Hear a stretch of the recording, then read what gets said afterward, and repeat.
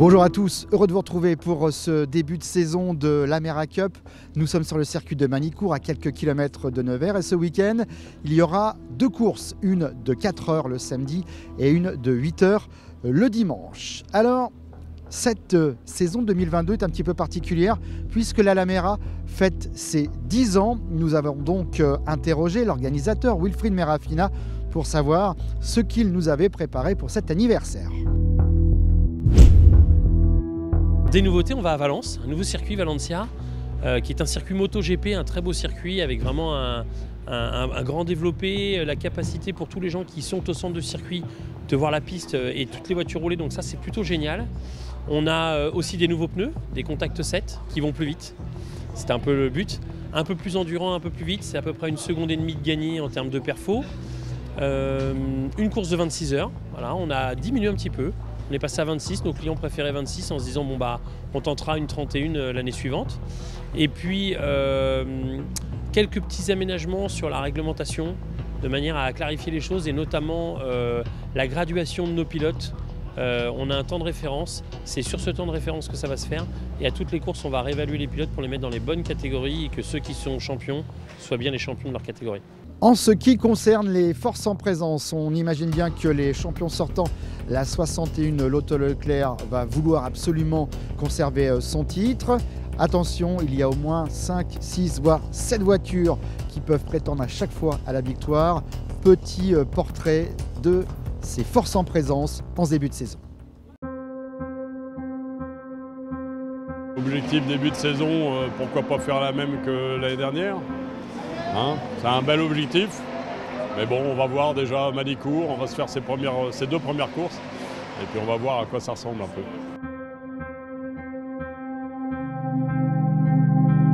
La même saison que l'année dernière, sans casse, c'est la saison parfaite, puisque on tenait le titre haut la main l'an dernier avant Misano, et ben, la mécanique, quand ça veut pas, ça veut pas, donc on voit des gourous, on voit des... on s'est mis des colliers, je sais pas si tu as vu, il y a des colliers de plumes dans la... et puis on verra ce que ça donne, mais ouais, franchement, il faut s'amuser, il faut prendre du bon temps, on essaie de faire une voiture plutôt safe, plutôt confortable à rouler, qu'on se fatigue pas trop et qu'on aille au bout et qu'on en prenne soin, surtout.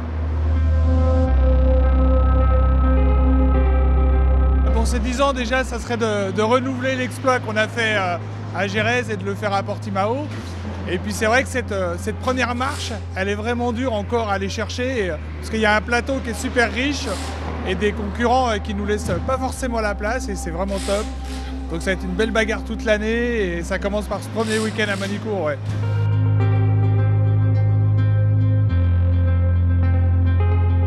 Même équipage avec Matteo qui nous a rejoint pour la saison complète, donc on roule à 4 avec toute la famille Merafina, c'est un vrai bonheur.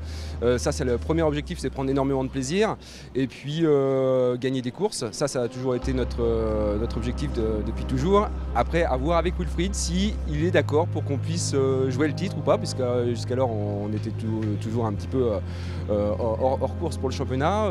On est en négociation avec les fistons, donc Wilfried, si tu m'écoutes, il va falloir qu'on discute. Alors je peux lui dire que déjà, premier des objectifs, c'est de gagner le maximum de courses et que peut-être que pour nos 10 ans, ça ne serait pas débile de se dire qu'on pourrait prétendre se battre puisque ça fait 10 ans qu'on a délibérément choisi de ne pas gagner. Alors on n'en a pas toujours eu l'opportunité, il faut être réaliste. En 2019, on aurait pu, mais le règlement voulait que, peut-être que cette année, en effet, on va aller jusqu'au bout.